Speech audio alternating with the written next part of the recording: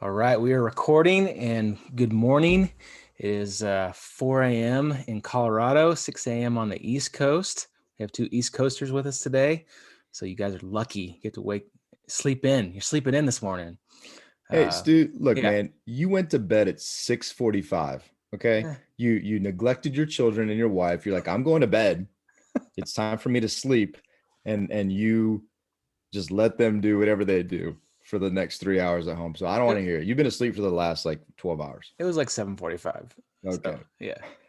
Well, this is Filling the Storehouse podcast, and we have John Soforic on today, and he wrote an amazing book, and we are incredibly excited about diving in to all things Wealthy Gardner. I read this book, and David says I read it in like 2 years, but really I read it in like 2 weeks.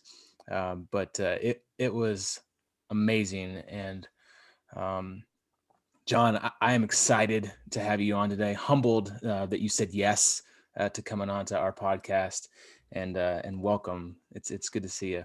Well, thank you, Stu. And let me tell you, I'm humbled and honored to be here because you guys did read it. You went into it deep, and I have to back you a little bit that I was in bed at 7:30 last night as well. Uh, Yes. I'm on some kind of strange sleep cycle right now where I wake up around 2 o'clock because I am writing the next book. And I write Okay. that book at nighttime when the rest of the world sleeps. It's some of the best writing time I can do.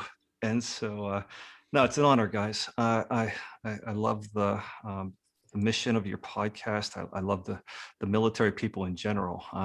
We had a little pre-talk, and I said, these are my people. I'm biased toward Ms. You said that a person that recommended the book to you was ex-Marine. Well, one of my best friends is an ex-Marine, and he coached my son, who was a big part of this book. And I love the influence of that coach, that Marine, on my son. So, yeah, man, I'm all in, and thank you for your attention that you've given to the book. I appreciate that. Yeah, and one point for me, so I did the audiobook and I am going to buy the book. It's too deep. I'd recommend all our readers just read it. If audio is the way you consume, awesome, do that. But there are so many nuggets. Like I'm sitting there listening to the book and I'm like, oh man, I need to highlight that.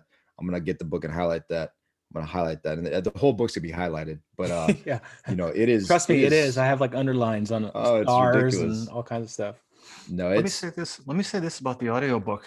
Dennis Kleinman was the guy that did that, and I mean, I made Dennis do that audio. He didn't have a choice. I was going to camp out in his front yard if he didn't do that audio, because he was the voice of the wealthy gardener. That's a character that's supposed to have a little bit of wisdom and a lot of soul. And Dennis was the man. He won.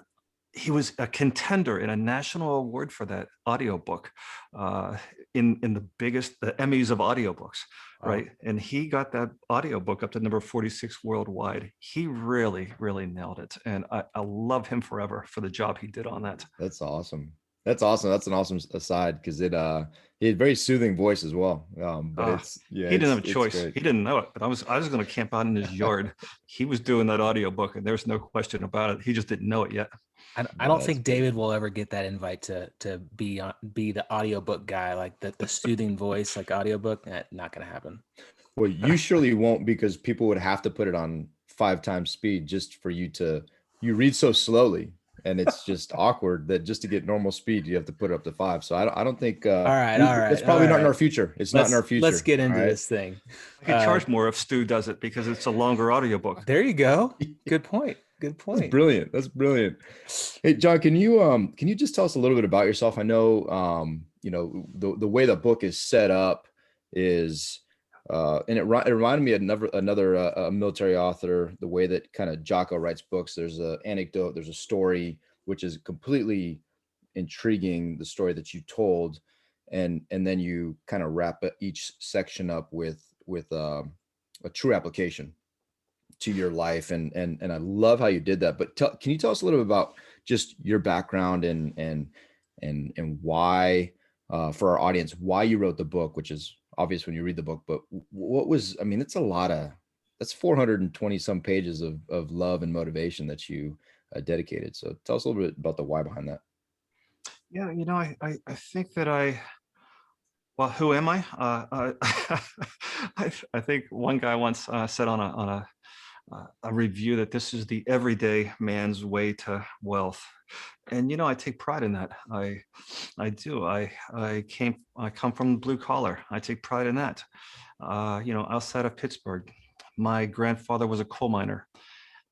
There's not a lot of tougher lives than a coal mining in Pennsylvania. He was one of the guys that was actually paid by the company money.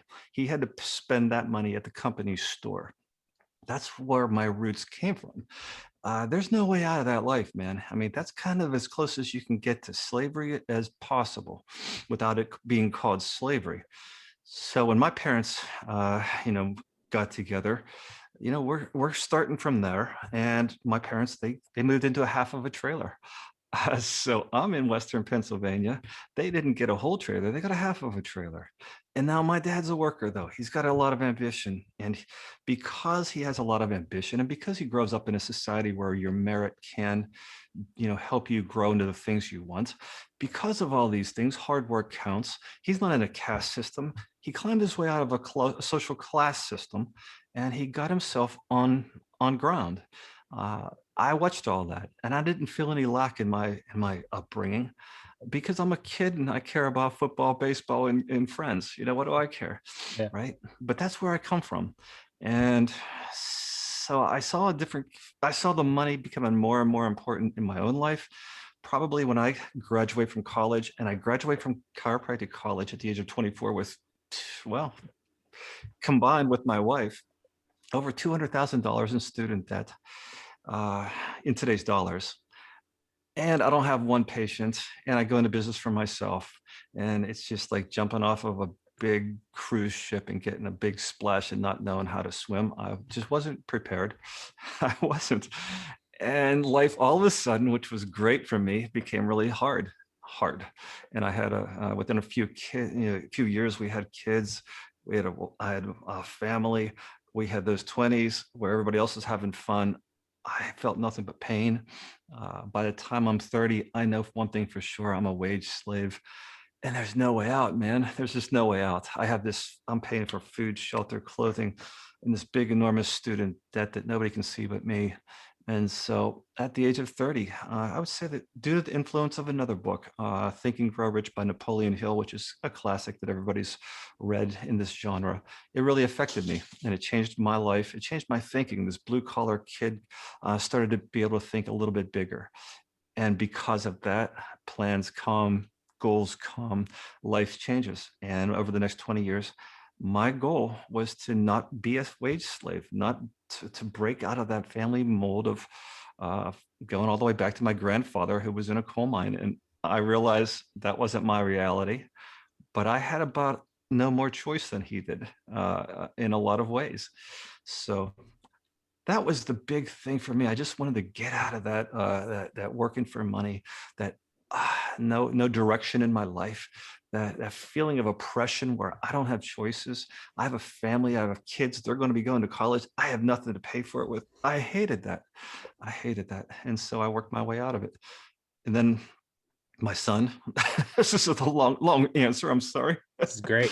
At the age of 50, after Awesome. I actually achieved my goals, my son is about ready to walk out that same door and go to college. Well, what kind of father would I be if I don't address those kind of issues as he's in college, about ready to prepare for the same freaking fight that I just gave for the last 20 years?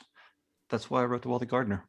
Man, that's a challenge. That's a high bar, Stu. What kind of dad, if you don't write Yeah. an amazing book for your kid when they leave the house, you suck. No, I'm just gonna give my kid The Wealthy Gardner and say, here, Hey, it's already done. The work was done. Yeah. He said it. He said everything I would want to say. Our friend John hooked us up already. Yeah. Yeah. So, man, it's amazing. And I mean, I feel like it's a very similar story to where David and I are in our lives. We've been serving in the military. We're almost at retirement. We're at 19 years in the Navy. We both have young kids, and maybe we started a little bit later than you with this thought process of how do we get to where we're financially free, where we can dedicate our time and efforts to our family's life instead of being, being a slave, slaving all the time for money to keep, everything, the lights on. And I'm gonna stop you. please. Okay, I'm gonna stop you right there, because uh, because here we are. Okay, right now. I don't care where you are. There's always an X in your life. I don't care. Do you ever go to a park and you say, here you are, and there's a big X right there? That's your X. I'm here. You are Yeah. here. There's a big arrow pointing to it. I don't care where you are. We're always somewhere. And you know what? It's like you're saying there. You know what? People would envy that spot, that X where you guys are, because you are in the military, because you started that, and you have a federal pension coming at the end of this. Yeah. You know, people. I always say that to teachers. You guys aren't poor. You guys are bad at math, because you realize what that pension is really worth for us out there struggling as entrepreneurs in the real world. For Yeah. every $1 million I have in the bank, I'm allowed to take 30,000 out at retirement. That's it. 3% roll, right? Yeah. So these teachers come out to making $60,000 in their pension. I said, well, we struggle. We say, stop it. Do you realize what that's worth? Because the passive income you're talking about requires 2 million in the bank for me, Yeah. right? And that 2 million bank in the bank has to come into the bank after taxes. So wait, slow down, and let's just bring it in. No, you're right. Bring it in. Yeah. And say, okay, wait a minute. Now you're going to have nothing but time, and that's where everybody is. I'm not picking on you guys, but everybody has time. The next 5 years are going to pass. What are you going to do with that time? And it's all about that. You'll see a big 5-year crusade issue in this book.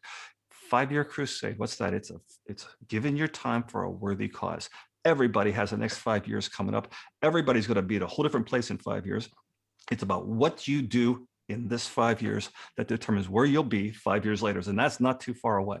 I love it. It's like, it's 100% where our mind's at. And honestly, it's a mindset shift. Like, it's a mindset. Damn right it is.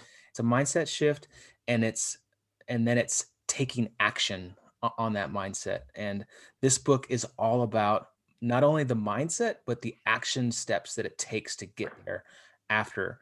And chapter 1 is all about impact activity. You call it impact activity. And like, there's a list of like everything that you changed, and all of that, doing that daily, consistently, nonstop for, like you said, 5 years is going to make a huge impact. And it's amazing. And it's like right where we are in our journey. So I think it's awesome. Stu, what I've heard in the past 3 years, or however long it's been since that book is over, is people say, well, yeah, if I were able to get my life all together and my mindset all together and do all the things you're talking about, well, yeah, of course I would double my income. Of course I would get my game on. Of course I would change my life in 5 years, but who can keep it all together? And, I've had a lot of requests for like a more action-oriented step-by-step book. And that has really forced me to go deep into my own book and my own life and even get it more clear. And I can tell you this, that one of the things that really helps get it all together, the mindset, the actions and everything like this, is one of the things that I do every day. Is I call it mindsetting, whereas people just review goals.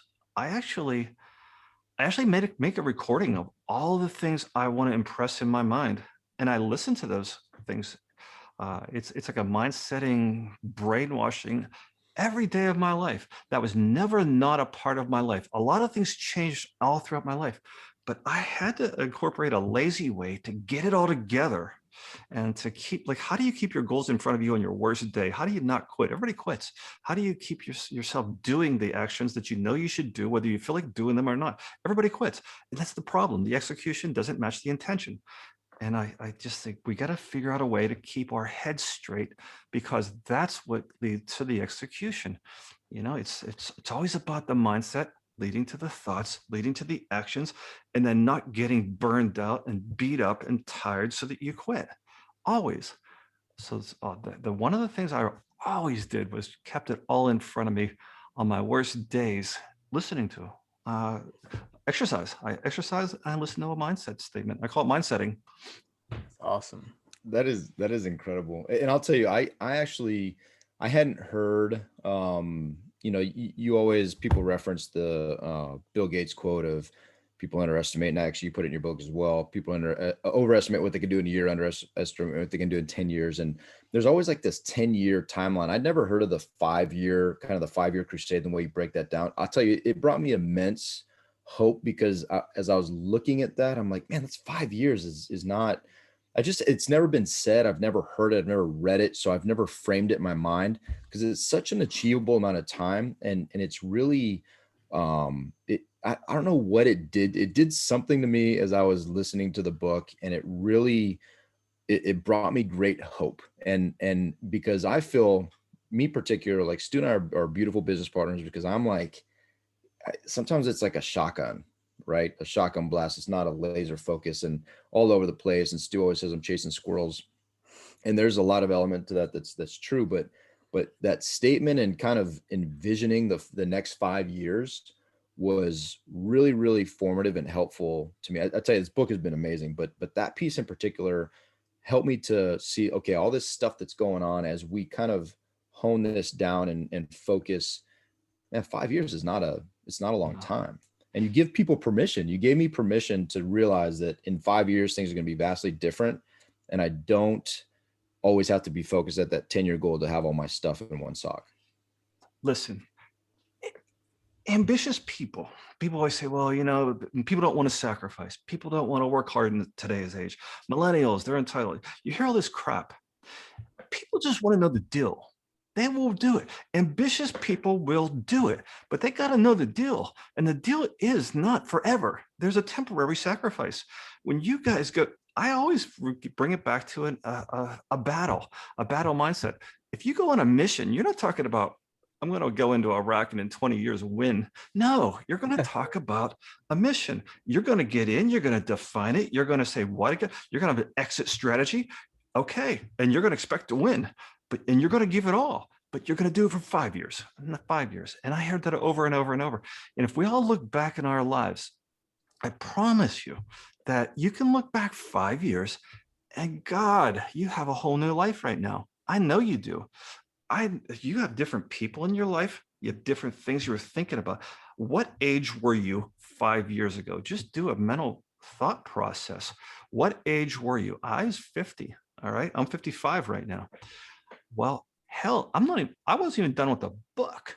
I mean, I'm in the middle of not even know if I'm wasting my time outside of it's just between me and my son. And that's enough for me. Right. But I didn't know I'd be talking to you guys and I didn't know I'd be talking to somebody in Hawaii, or I didn't know I'd have 10 different language translations of a book. I didn't foresee that. That's crazy. I was writing a book for my son. But 5 years ago, I didn't see that. I was just doing the best I could do in that day, right? And it leads to things. It's all you can do is the best you can do in the time you're given. That's all we got. We can't waste time. We can't waste money. Everything else takes care of itself. And if you say about 5 years, you're not alone with that. I'll show you this on your screen here, if you can see this. Yeah. Right? Can you read this? Yep. So this isn't meant to be a plug. This is meant to be, yeah, everybody said that.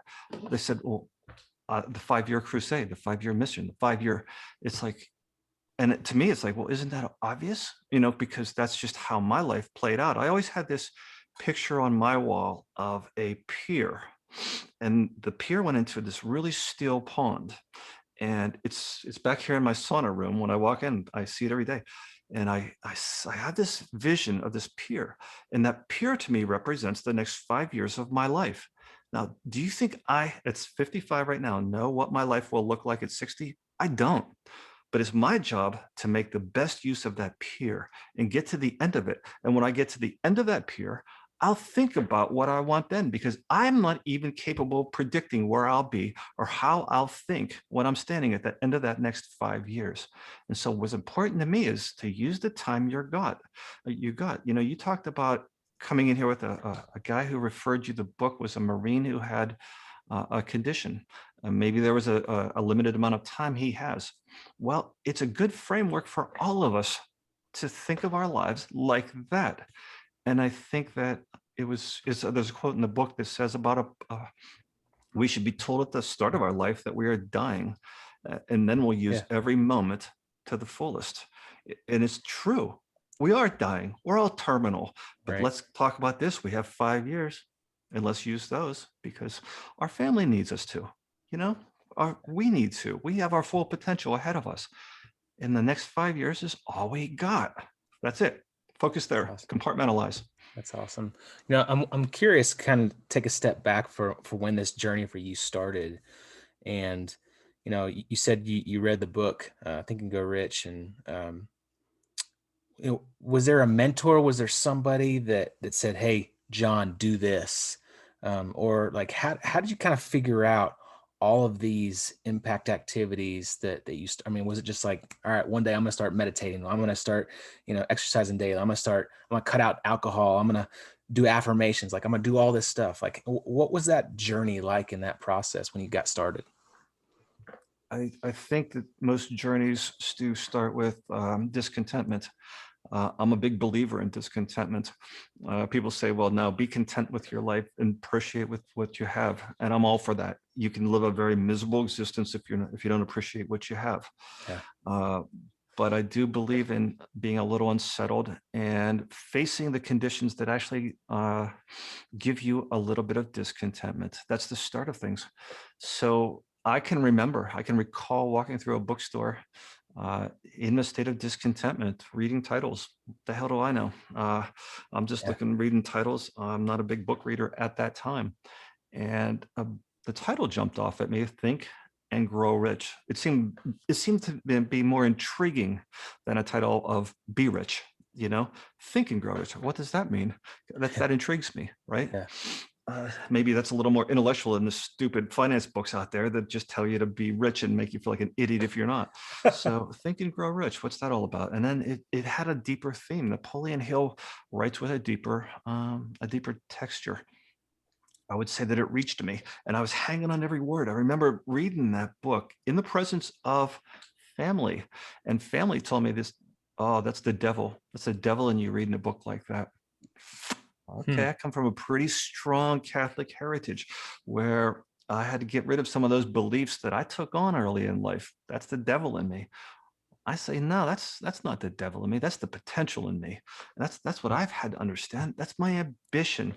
Where did the rest of it come from? It comes from struggling, man. It comes from struggling over years. So, you don't learn much you can learn through reading books, but you learn by going to war. Talking to military guys, you guys will get this.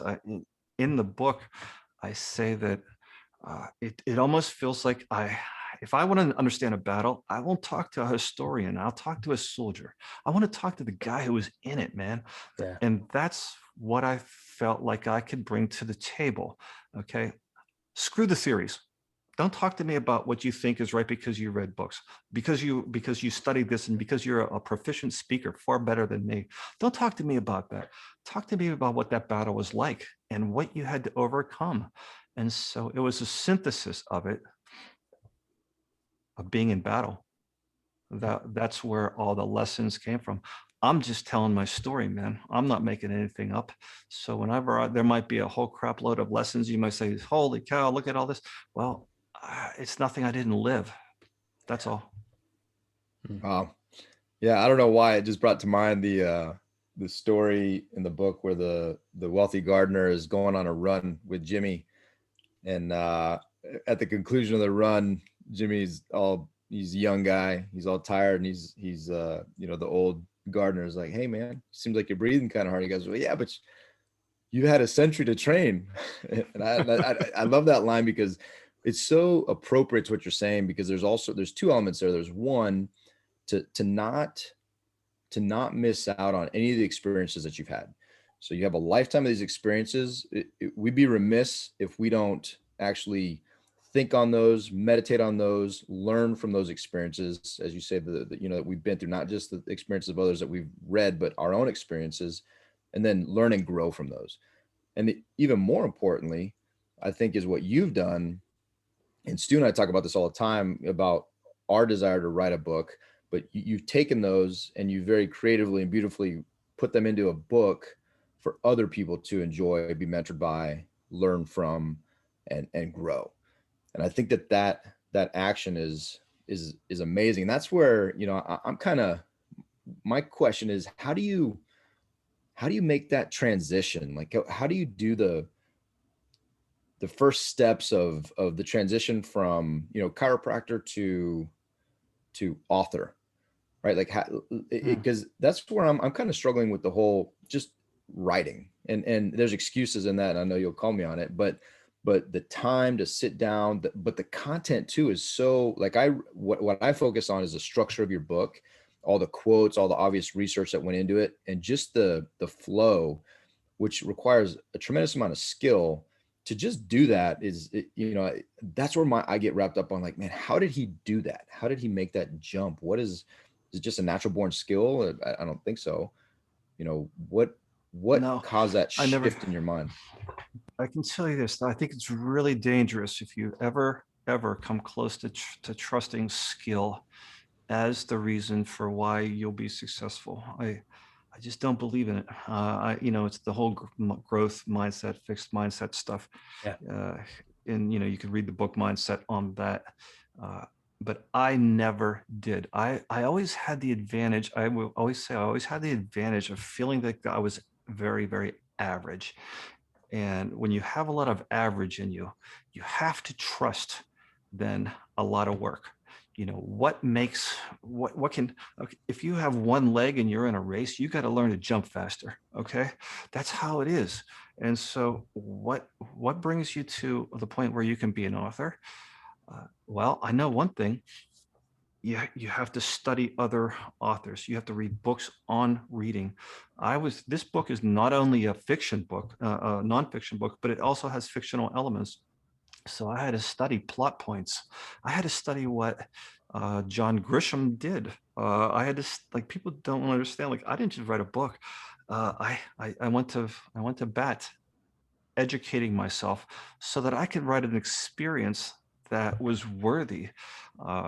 Plot points. I had to learn about what books, how you write screenplays, because those are the best books, the ones that will actually show, not tell. Quit preaching, show. Yeah. So there was an education. Now, what am I talking about? How did I get into real estate?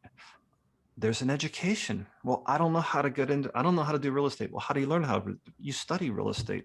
How do you learn how to become a practitioner? Well, you study chiropractic. How do you learn how to become an author? Well, you study it. So, like, we all have this 40-hour work week where we just, that's the price we pay to stay alive on planet Earth. Well, what about the other hours, the other 80 hours a week that we have? Do we have to throw those away? I mean, we're just talking, which of those hours are we wasting? Which are the ones we're wasting? Let's just use those ones. I'm not talking about taking time from your family. I'm talking about taking time away from Twitter, taking time away from social media. I'm talking about the wasted hours, not the family hours. That's where all your friends hours, are. throw them into important hours. All your 500 friends are on Facebook, right? Those are your friends. Yeah. So that's where you find the time for education. And a lot of those things, okay, I'm listening while I'm doing work, mundane activities. Let's say that you got to do crap work of life, shallow things. Do the laundry. You can be learning about plot points. You can be learning about structure of writing. You can be learning about whatever the hell it is that you're after. There's an education process there. Without the education, you're powerless. Powerless. That's how you do it. So good. And then you take action after it. Yeah, sure. Because the education leads to strategic action. People say, well, you know how you write? You put your ass in a chair and you start writing. Well, yeah, that's how you string words together, but it doesn't mean that anybody's going to want to hear you. Yeah. Okay. So yeah, anybody could write a book. I get it. But who wants to read it except for your mother? That's the question. Yeah. So yeah, there's an education. Sure, there's a competence level of you guys doing this podcast. I mean, you start with a certain, likability. Not that either of you guys have that. No, especially Stu. And I thank you for being honest. We appreciate that. I see how you pick on each other, and I'm hoping I can join in here. It's good. That's all. So, no, it's education, guys, and education comes from getting rid of wasted time. And there's no question about that, because then you start to feel empowered to take those actions. Preparation, confidence, you don't sit there and think, I can. You sometimes, before you go into battle, you learn how to battle, and that's where the confidence comes from, Yeah, but but there's in the real estate world, at least, and I think this is in business world and in general, but there's a lot of people that just educate, and never actually take the steps after education to jump in at some point, and that's scary, right? Like it's scary to jump in because you don't know what mistakes are going to come or what failures are going to come. Yeah. And you know, I don't know if really this is even a question, but like, where do you have to draw the line between educate, and then actually going and doing it? Yeah, I hear you. How do you motivate yourself to take the actions when you're scared, or how do you get past those barriers? All I can tell you is I wrote a book on it. Hopefully that would give you a mindset change. Yeah. It really does come down. They always say mindset. Well, what is mindset? What is mindset? And I say, well, you got to be able to answer a few questions. Like, what do you really want? What do you really want? I mean, you really have to answer that. And you have to answer why you want it. I mean, these things aren't just like philosophical points. Why do you want it? What are you willing to give for it? You have to decide on that sacrifice ahead of time. Yeah. What are you willing to give for it? Are you willing to walk into that discomfort, or aren't you? Because those questions do matter, and they matter a lot. If you don't get yourself clear on those things. Another one is, who do you think you are? I would say that's a big one, Stu. I would say that's an enormous one. Who do you really think you are? When you're asking that question, you're usually at a good place, meaning you're challenging yourself. Well, who do you think you are? I didn't tell anybody about real estate until I had 20 properties, because they didn't think I was that person that could do it. And so I didn't really want to hear their opinions of me. That's how it is. Who do they think I am? They think I'm a chiropractor. And then once I'm a real estate guy, I'm not telling people I'm writing a book, because I don't want to hear their opinions. They think I'm a real estate guy now. Everybody doesn't think you can do what you haven't done before, including yourself. And so, you have to kind of convince yourself. And how do you do that? Well, you can do it deliberately. I don't know how else to do it outside of do things deliberately to change your mindset. So I repeat the affirmations. Yeah. Do I do that? Sure. Do I tell myself, John, with enough work, you can do this? Yeah, I'm the guy who does it. Because, if I don't tell myself that, nobody else does. So in the times when I'm ready to pull that trigger and I don't feel like I can do it, I tell myself I can do it. Sure. It's just like a sporting event. If you guys, a lot of military people are sports guys. I played sports all my life. I could score 30 points a game sometimes, but only when my mind was right, man. I had to go in there and feel invincible. I had to bring it. It wasn't a thing where you walk in and say, well, I hope I'm going to win today. No, that doesn't do it, man. That gets you on the bench. You have to bring that attitude. And how do you do that? Well, look at LeBron James, best player out there right now. He's closing his eyes before games. What's he doing? He's doing what we're talking about, and he's better than the rest of us. So it's not a gift. That's something you leave to chance. You spend time building mindset, and that brings you into action. That's what I say, or that's what I've done, at least. I can speak for myself. So good. Yeah, that is awesome. And there are a couple things that you said, and we could spend hours just on this, but Stu and I are super passionate about mindset. But what I love is how intentional that it has been in your life, and how you highlight that it's not a mindset is not, okay, go read, Carol Dweck's book and then, cultivate, okay, I'm a growth mindset person because I say it. No, it is, there are action items or intentional activities. There are exercises, just like you do, curls. There are mental curls. Stu, probably a bad analogy. I can't even think of a workout that you'd be good at. But I got a bum shoulder. Yeah, I got a bum shoulder. But the actual activity and action to develop that mindset. And then another one that you said, and I think today, in today's culture especially, and a lot of, I'm struggling with how to address this within my family. But the primacy of others' opinions in our life is so strong and it's so prevalent, but it's so unnecessary, and it really is inconsequential.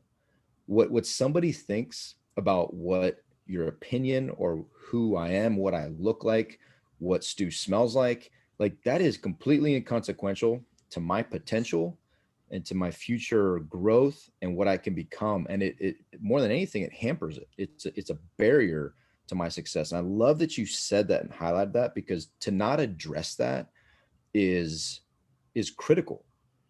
And you addressed it through action, which I absolutely love. This is it really resonated with me.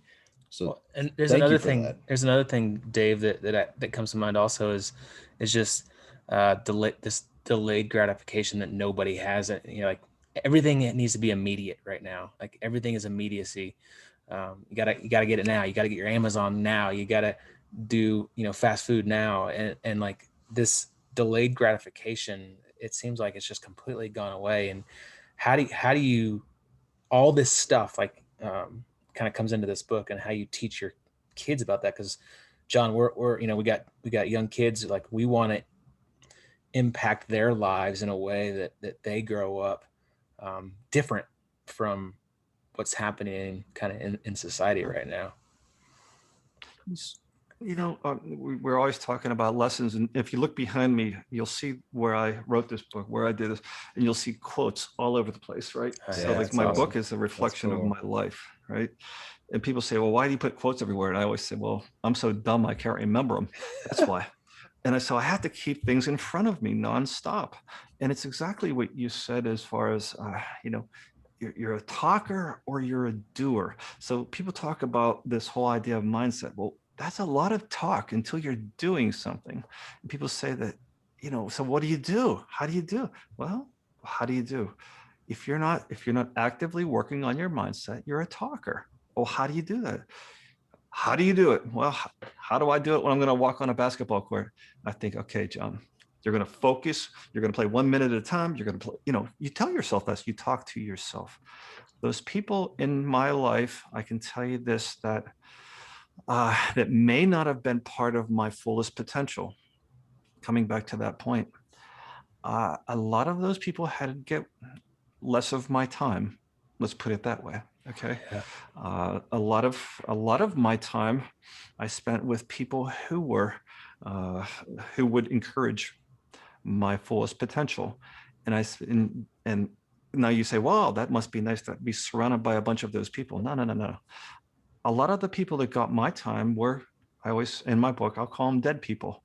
They were authors from the past, but you can commune with those people, and you can really, some of the biggest influences of my life were dead people.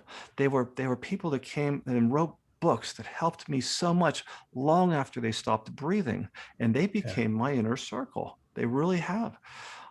Now, I didn't exclude family out of my life that were negative, but I would just put a little wall up, and I would say, you might not be fit for my goals. I might not have to express that to you, including my own dad. Okay. I might not tell you exactly what my goals are, because you don't have that belief in me. I'll tell you another thing. And, from a point of a book, one of the frustrations with me is that people always think you have it all together, right? Like, look at this guy, he's got it all together. If I could have it all together, I could be. No, man, you're struggling. You're on your own battle over and over and over, learning your lessons over and over and over. And so I was getting to the point where I was ready to write a book, let's just say recently. And I said, I was ready to publish that book. And I was struggling with that, man. I was okay with me and my son being involved with this Wealthy Gardner book. But what about bringing it public? What about that? Because there's a lot of private stuff in that book between a father and son, right? Yeah. That I might not have revealed if I was going public from the start. And so a lot of my innermost beliefs. What about that? Well, I'm insecure. Okay. Plain and simple. Let me just say it. I'm nervous about that. I'm concerned what other people are going to think. They're going to think I'm a lunatic. I believe that if I put my full faith and potential on a goal, that harmonious events and coincidences do come into play, and I'll back it with my experiences. I'll say things like that people can look at that and ridicule and judge and malign. So I'm sitting here. What do I do?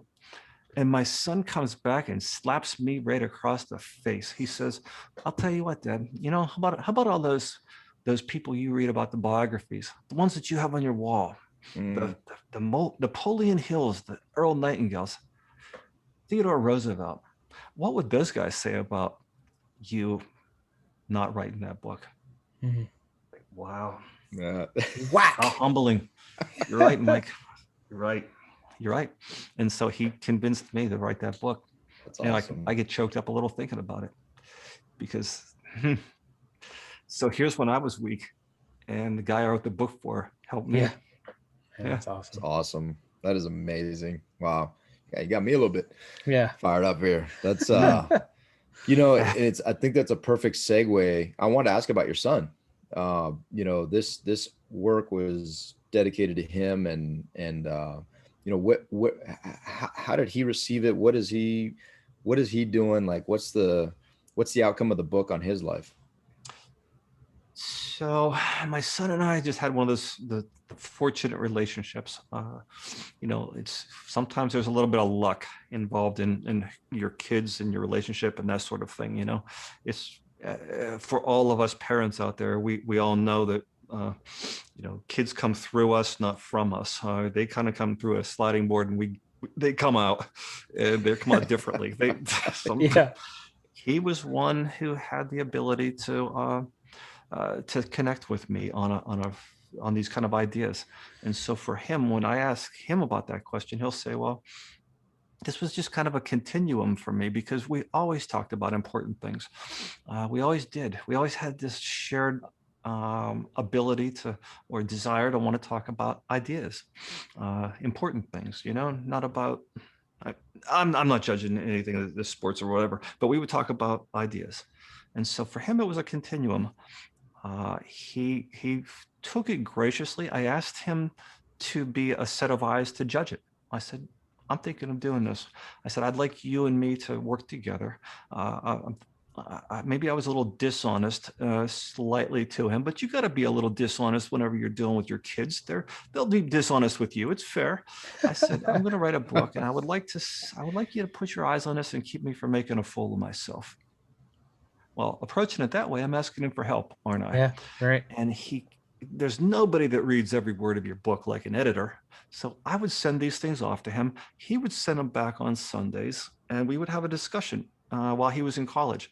And what a special time that was for a father son. And so Awesome. he would actually edit. And he would say, "Well, I would tell him, I'm looking for criticism. I'm looking for lack of clarity. Where don't you understand something?" And we would sometimes argue things out. Wow, that's perfect. So that's how it happened. That's how he came on board and stayed on board. And I had to keep him on board because of the story. I felt like I couldn't just give him a recipe and just ask him to study finance nonstop. I had to give him a book to really engage him. And so that's how it all came to be. And I wanted to show him examples of these characters of good decisions and bad. That was important. I felt like I could build the mindset if a person could go through the book and experience my experiences of life. Then you kind of have, or you're battle tested yourself, kind of, you have the experience, you can do it again. And so that was important to me. Long story short, he graduated, got a great job as far as earning potential. He became an investment banker. He, at the age of 26, is able to save more than I was able to save at the age of 40. Awesome. He's rolling financially. He's looking to the next level. As you know, it's for him. He's doing what I would hope he would be doing. He's using the 20s for progress. He's building a power base. He does study, in his free hours as well. So he's building a power base. A big power base is money. So he's saving and saving and saving and saving during these 5 years. I don't think he wants to be an investment banker forever. But I'll tell you what, you'll have a hell of a lot greater options and opportunities because of the banked money after these 5 years to choose, to have the power to choose. At that point, he doesn't know what's at the end of his own pier, and that's okay. That's the way it should be. Just use the next 5 years. So good. I'm curious, before that, like when he was in college, David and I have younger kids. I have a 6-year-old daughter and a 3-year-old boy. And David and I talk all the time about the intentionality of teaching our kids these values. And I'm curious if there was any, I guess, planned intentionality with you, kind of walking through your kids' lives and bringing them alongside with you along the way and having them go check out your rental properties and kind of teach these things along the way. Was there any kind of Absolutely. plans to that? Stu, it's a question that opens up something very important to me, because here's the challenge, right? The more you love the kids, the more you care about your family. We're in this crucible where we don't know what to do, because the more you want to care for them and be responsible, that means the more you're going to leave your house, go out there, make them money to provide for them. And so what do? Sit around on the couch because you love your kids? Or do you get out there and earn and show them sacrifice and give them the kind of opportunities because of your own sacrifices, let them witness it for you? One of the things that mattered most to me is I was sacrificing, because I would work a 40-hour week. I would then go into my free hours and give another 20 at least. I was learning a lot of dead time. They saw sacrifice. It's only a 60-hour week, guys. It's only half of our life still in a 60-hour week. But still, I needed him to understand the sacrifice. And the greatest education I could give him was for me to be honest, to not be the dad who sits around and acts like he's almighty. I told my kids and my wife all the time what my greatest fears were. My fears, man. I wasn't doing this because I was a great warrior. Sometimes I was just scared shitless. Okay. I was afraid of the future because I was in chiropractic and insurance was shrinking. At the time, my kids were growing older. And so I'm making less after 10 years in chiropractic than I did in the first day. Every year I make less and less and less in a profession. I'm scared. Okay. I'm scared. I want you to understand that because your dad's scared, this is what I'm doing. Okay. This is the opportunity I think is going to work. Let me show you how it works. Oh shit. Let me show you how it didn't and why. And so it was an education. My life for them was an education. And it was only an education because I shared everything. There's not one thing I held back from my kids and my wife. And it wasn't about making me a big guy. It was about showing them how this real life works so that when they get out there and take a punch in the teeth and they lose a few of those teeth, they say, oh, that's normal. I lost some teeth and now I'm going to keep going. It's called resilience. And they learned the process of pain, of suffering and sacrifice and winning and losing but not losing forever through that whole process of watching me. So yeah, complete 100% transparency. That was crucial for me. And that was the lessons I've hopefully gave to my kids, where they can understand that life is easier if you choose a struggle, if you choose to fight. I love that. And I think it's something that, again, Stu and I talk about all the time, is how do we make our kids tougher? Not because I don't want them to be crybabies. No, it has nothing to do with it. It's because we observe from our positions in leadership in the military that there's a shift, there's a change, where a lot of our sailors or those we serve with, they don't, the resiliency is different. And I think a lot of that has to do with the fact that there's not that experiencing losing, which is a great lesson, is something that we as a society with handing trophies out, and I'm not being critical and I'm not judging. Everybody gets a trophy. There's an impact. There's a psychological impact, and Carol Dweck hits it beautifully, and how she talks about when you lower the standards to make somebody feel better, you're not doing them a favor. You're actually crippling them. And so, I love how you say that. And Stu and I talk about the honesty with our kids, and my desires by the time my daughter enters high school, that I take her through a real estate transaction, that she has a rental property with the money that we're saving, that she understands the value, because money is one of those subjects that we didn't grow up talking about. And a lot of our parents are like, no, I don't want to talk about this. I'm like, no, I want to talk about this. I want to have this experience, because it is what makes the world go around. And if you don't understand that it's a tool, just like a hammer, then you're missing out. And I'm remiss as a father for not teaching you that lesson just by a conversation. If you don't, you're going to have a kid like me who graduates from college, looks like you got the world by the balls, and finds out that this kid is the most unprepared person at the age of 24 to handle those responsibilities in life than anybody you could imagine. And that person is going to go through so much struggle and so much pain because you as a parent didn't sit down and help to prepare them and show them what you're going through. Okay. That's what I did not want for my kids. I didn't want that pain. And so I wanted them to understand some things about finances, some things about winning and losing. You know, I love if you guys ever watched the Sylvester Stallone quote, it's one of my favorite quotes, where he's talking to his son and he says, it's not about how hard you can punch, it's about how hard you can take a punch and keep moving forward. If you never saw that, just freaking YouTube that one. It's good. He nails that.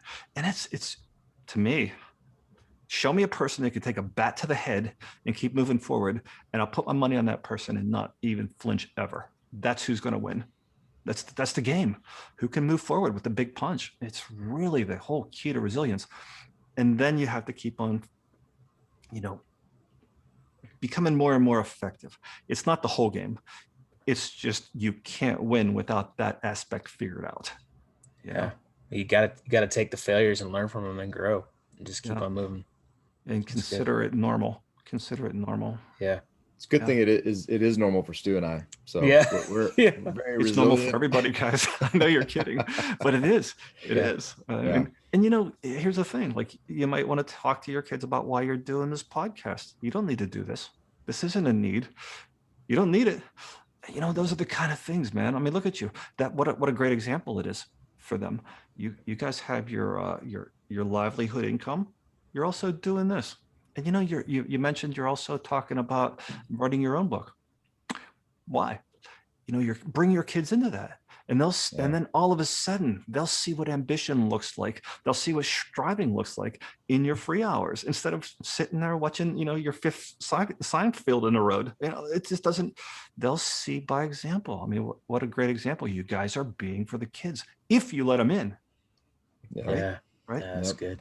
That's so awesome. My brain is stirring big time right now. This is good. Dude, I'm about to send a text into work and say I'm going to be in a podcast all day. Yeah, right. I'm gonna let John out of here. Yeah. No. Go ahead, buddy. Hey, John. I just want to encourage you real quick as we kind of get close to time and Stu's question.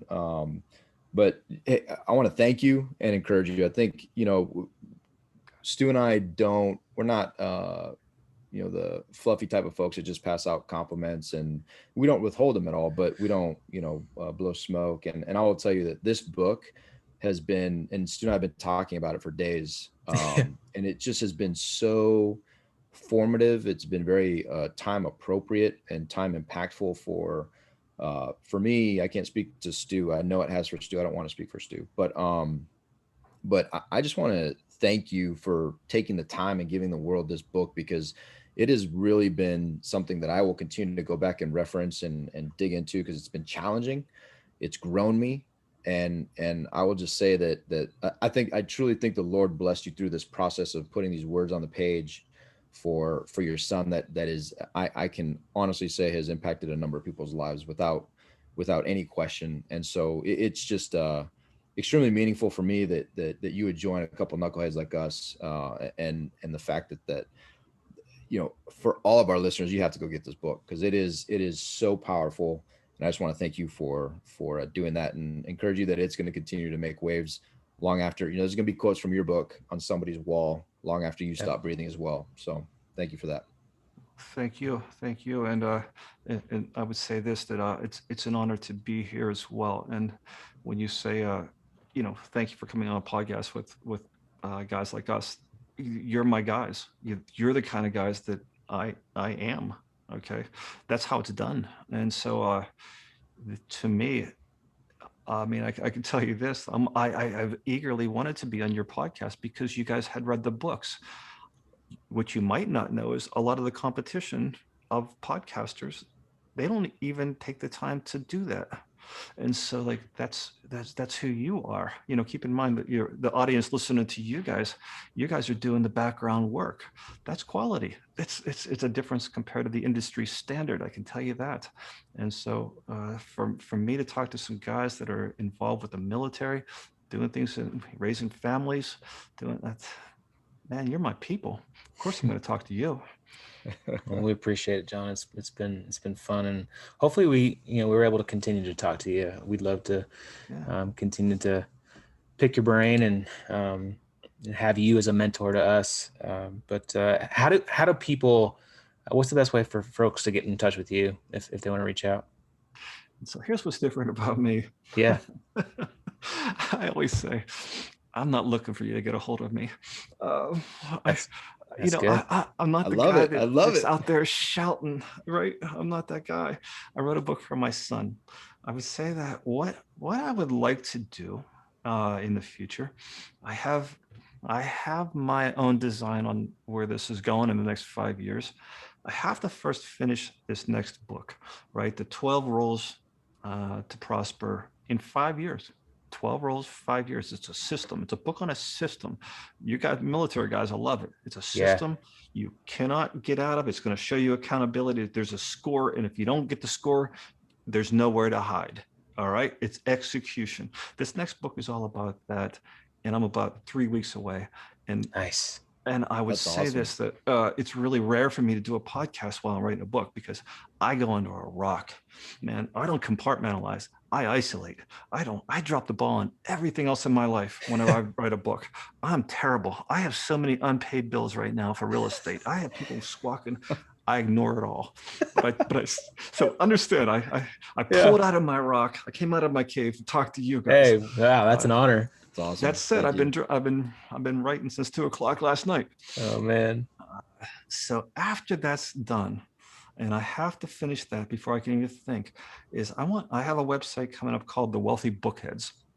And it's gonna be The Wealthy Bookheads. To me, this is my vision, at least, that everybody always asks me what books I should read. And I'm an author, right? And I always say, well, I'm a reader, and I always tell people about books nonstop. So how about if I highlight the best people? I've already talked to these authors that are nationally famous, worldwide famous. They always say yes to me. I always say, well, how about if I interview you? I'd like to pick your brain on this because I have a question. They say yes. So the Wealthy Bookheads, to me, could be a resource where we do podcasts, maybe like what you're doing. I would definitely do book reviews. I would definitely do those kind of things where it's a resource where you can come together like a library of the best books. I see that in my future. So that's what I would like to see happen. Awesome. Sounds like a lot of fun. Yeah, that's great. I think so. And I don't usually use that word fun often. It sounds like fun to me, right? Yeah. It sounds like balance for once to me. It sounds like those things. So good. I have 110 rental properties too. So when I say balance, that's in the mix here, Yeah. That's good stuff. Awesome. Well, John, we are humbled that you said yes to come on our podcast. I can't wait. I'll say yes every time you ask. You're my people. I'll say yes in front of you and to you guys in front of anybody famous. You're who I am. So I love it. Well, we can't wait for your next book to come out. We'll be on the top of the list to buy it and read it and then talk about that one too. Man, this has been good. I really appreciate it. From a military mindset, you guys will love it. Awesome. You will love it. Awesome. I can't wait. Well, guys and gals, if you haven't read The Wealthy Gardner, it is a requirement. It is a must. Go read it and share this episode. Tell somebody about this. Like it. Give John 5 stars. David, maybe 1 star. And most important, go fill your storehouse. Make it a great day, friends. See ya. See ya. Thanks, John. Thank you, guys.